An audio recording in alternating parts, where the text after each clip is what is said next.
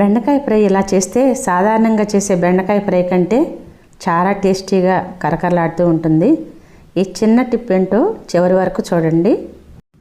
బెండకాయలు జీర్ణక్రియకు ఉపయోగపడతాయండి, పోషకాలు అందిస్తుంది. ఇందులో vitamin C, vitamin K, folate వంటి పోషకాలు ఉంటాయి. గుండె ఆరోగ్యానికి కూడా తోడ్పడుతుంది. ఫైబర్ ఉన్న కూరగాయల మూలాన ఆహారాన్ని భాగంగా తీసుకుంటే ఆరోగ్యకరమైన ఆహారంలో ఉపయోగకరంగా ఉంటాయి అన్నమాట. ఇలా ఒక 1/2 కేజీ బెండకాయలు తీసుకున్నాను. చక్క శుభ్రంగా కడుక్కొని అన్నీ కూడా సన్నగా ఇలా తరుక్కోవాలన్నమాట ముక్కలుగా. బెండకాయ ముక్కలండి క్రిస్పీగా రావాలి, కరకరలాడుతూ అనుకుంటే మనం శుభ్రంగా కడిగిన తర్వాత కట్ చేసి కాసేపు ఒక అరగంటన్న ఆరబెట్టుకుంటే క్రిస్పీగా వస్తాయి. అప్పటికప్పుడు మెత్తగా కావాలి, జిగురుగా కూడా ఉంటే ఇష్టమే అనుకుంటే అలా జస్ట్ కడిగేసేసి కూర వండేసుకోవటమే అనమాట. లేదా మరీ క్రిస్పీగా రావాలనుకుంటే నూనెలో వేయించి తీసుకోవాలి. తర్వాత కూర తాలింపు అన్నీ వేసుకోవాలన్నమాట. ఇలా కాస్తంత బాండీలు ఆయిల్ వేసుకొని చూడండి ఆరిపోయినాయి అవి ముక్కలు. ముందుగా నూనెలో ఒక గుప్పుడు పల్లీలు వేసుకొని వేయించుకుందాము. అలాగే చారెడు జీడిపప్పు కూడా ఈ రెండు నుండి క్రిస్పీగా వచ్చేటట్టుగా వేయించేసి పక్కన పెట్టుకోవాలి. ఇలా బౌల్లోకి తీసేసుకోవాలి మొత్తం. చూడండి ఇలా. మీకు కావాలంటే ఇంకొంచెం ఆయిల్ వేసుకోవచ్చు. ఇప్పుడు తాలింపు వేసుకుందాం. శనగపప్పు, మినపప్పు, ఆవాలు, కాస్తంత జీలకర్ర, ఒక 1/2 టీ స్పూన్ పసుపు, మంచి కలర్ వచ్చేటట్టుగా అన్నీ కూడా వేయించుకోవాలి. తాలింపు దినుసులు, కొంచెం ఎండుమిర్చి, కాస్తంత కరివేపాకు ఇలా వేయించుకుంటూ ఒక 5-6 వెల్లుల్లిపాయలు పొట్టు తీసినవి వేసుకోవాలి. అవి కూడా వేగేటట్టు వేయించుకోవాలి. తరిగి పెట్టుకున్నటువంటి బెండకాయ ముక్కలు కూడా మొత్తం వేసేసుకోవాలి. హైలో కాకుండా అండి మీడియంలో కానీ సిమ్లో కానీ పెట్టుకుని నెమ్మదిగా వేయించుకోవాలి. చక్కగా వేగుతాయి. హైలో పెడితే మాడిపోతాయి లోపల ఉడక్కోకుండా. కూరను మధ్య మధ్యలో అలా తిప్పుకుంటూ ఉండాలి పైకి కిందకి. 1 స్పూను పావట్ల ఉప్పు పట్టింది. మీ టేస్ట్కి తగ్గట్టుగా ఉప్పు కారాలు వేసుకోవటమే. ఉప్పు వేసాక పూర్తిగా కలదిప్పుకోవాలన్నమాట. పైకి కిందకి ఉప్పు అంతా కలిసేటట్టుగా.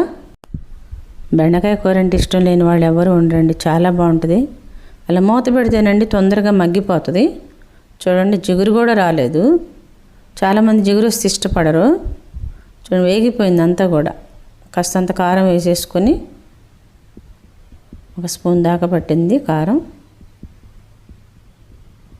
అలా మొత్తం కూడా కలిసేటట్టుగా అంతా కలుపుకోవాలి. కారం, ఉప్పు అన్నీ కూడా వేగిన తర్వాత అండి కొంచెం జీలకర్ర, కొంచెం వెల్లుల్లిపాయలు వేసుకొని కాస్త కచ్చా పచ్చిగా దంచుకొని వేసుకుంటే చాలా ఫ్లేవర్డ్గా ఉంటుంది అన్నమాట ఈ కూర. ఇదేనండి టిప్పు, చాలా బాగుంటుంది ఇలా వేస్తే. ఇలా చిన్న రోట్లో చక్కగా దంచుకొని కూరలో వేసేసుకోవాలి. ఇలా వేస్తే చాలా టేస్ట్గా ఉంటుందండి. మీకు కావాలంటే కారంలో వేసి కూడా మిక్సీ వేసి కూడా వేసుకోవచ్చు, చాలా బాగుంటుంది అలా కూడా. అది ఇగురు కారం అంటారండి. ఈసారి ఇగురు కారం నేను చూపిస్తాను ఎలా వేసుకోవాలో ఎలా పెట్టుకోవాలో. అయిపోయింది కూర. మనం ముందుగా వేయించి పెట్టుకున్నటువంటి పల్లీలు అలాగే జీడిపప్పు కూడా వేసేసుకోవటమే. నిజంగానండి టేస్ట్ మాత్రం అద్దిరిందనమాట. అన్నంలో కానీ మీరు పప్పులో కానీ వేసుకు తిన్నారంటే, పప్పు కూర వేసుకున్నప్పుడు పక్కన సైడ్ డిష్ కింద పెట్టుకుని నంజుకు తిన్నారంటే సూపర్గా ఉంటుంది ఇది. ఇప్పుడు మనం సాల్ట్ సరిపోయిందో లేదో చెక్ చేసుకుని, ఒకవేళ చాలిపోతే కొంచెం వేసుకోవాలి, లేదంటే సరిపోయిందంటే ఇంకా అయిపోయినట్టే అనమాట కూర. ఎండు కొబ్బరి తురుముంటే కూడా వేసుకోవచ్చండి, చాలా రుచిగా ఉంటుంది. మనకి పెళ్లి భోజనాల్లో బెండకాయ ఎగురులా ఉంటుంది అనమాట. అయిపోయింది, రెడీ. ఒక బౌల్లోకి తీసేసుకుందాము, గార్నిష్ చేసుకుందాము. చూడండి అసలు కలర్ ఎలా ఉందో, అదిరిపోతుంది అనమాట. ఈ కలర్లో ఉంటే చాలా టేస్టీగా ఉంటుంది కూర. చూడటానికే కాదండి, రుచి కూడా అదిరిపోయిందనమాట.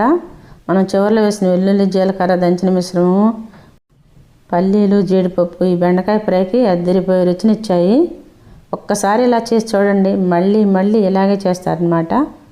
మీరందరూ కూడా తయారు చేసుకుని ఎలా ఉందని చెప్పి కామెంట్స్ పెట్టండి. మీకు నచ్చితే అందరికీ షేర్ చేయండి. నా ఛానల్ కొత్తగా సబ్స్క్రైబ్ చేయని వారు ఉంటే చేయండి. బెల్ ఐకాన్ నొక్కండి.